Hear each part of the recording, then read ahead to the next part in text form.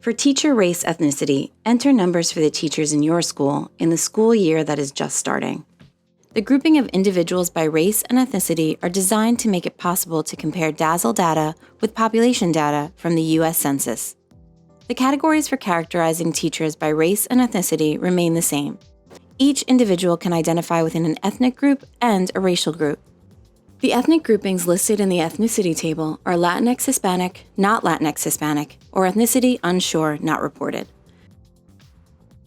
The racial groupings are listed in the rows of the table.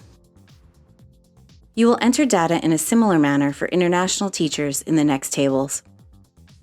It is a best practice to give individuals the opportunity to self-identify in these areas. Use the resources available in the Help menu to gather this information rather than trying to designate these groupings. The remainder of this recording reviews tools and techniques that you can use throughout data entry to have a successful experience. The recording is identical across all categories of data. If you've already heard these tips in another recording, you can skip the rest of this video. First, we will review the tools and techniques entering data online, and second, entry using the export template. Each subcategory of data starts with notes about the data to be entered in that subcategory. Often, you'll find a note about whether the data to be entered are for the current new school year or for the prior year. For each table of data to be entered, the instructions highlight important information for entering data in this section of the collection. Be sure to review the bulleted notes. The first section or sections of data entry will be core questions asked of all schools entering data in DASL. Toward the bottom, you may find tables of questions added by one or more of the associations using DASL and tied to your school. You can fill in the tables with last year's numbers and then go through and edit them. This is a particularly useful approach in areas where the data don't change much from year to year, such as school characteristics. You can use the Notes feature to record useful information about the data point you have entered in a field. This could include an explanation of an unusual value or notes about where you found the data in your school's records or systems.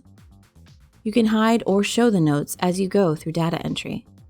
As you enter more data, it can become difficult to find fields that need to be filled in. Click Highlight Missing Data at the top of the page to find those fields. The system will highlight with pink stripes any fields on the page that are missing data, making it easy to find them and fill them in. To find definitions relevant to a data point, mouse over the question mark icon for that row, column, and/or section of data. Use the NA button to designate a field or group of fields as not applicable to your school. This will mark the fields as complete and will show them as such in your progress bars. Click Save or Ctrl+S often to keep your work. DASL does not automatically save the data you enter. Clicking Save or Ctrl+S will make sure that your work does not get lost if you suddenly lose your internet connection. Shaded cells are calculated by the system based on numbers that you have entered in other fields. To make the system rerun the calculation, change one of the numbers entered and click the Save button or Ctrl+S. Be sure to click Save or Ctrl+S to save entered data. While entering data into the Excel template, a few essentials to keep in mind are: you can use email to pass the spreadsheet from one member to another, to enter data directly or upload it to Google to share across your team. Please be sure that the only changes you make to the file are to enter information in the fields. Do not split up the file or copy pages and send them separately to various team members. The file must stay intact to properly populate the data you enter back into DASL when you upload the completed file. And remember, the person who downloads the file must be the same person who will upload the file to DASL when the time comes. Several subcategories have an instructional video to highlight important information about the data entry within that particular subcategory. Mouse over the red triangles to view instructions, definitions, and descriptions. Enter your data into the fields in each table. Be sure to save along the way.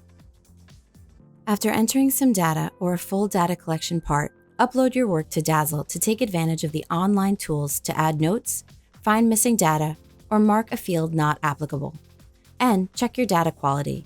Whether entering online or after importing, take advantage of the Review Data tab in DASL to ensure quality data throughout your data entry. And be sure to click Save or Ctrl+S before you log off. and you can pick up where you left off when you log in next time.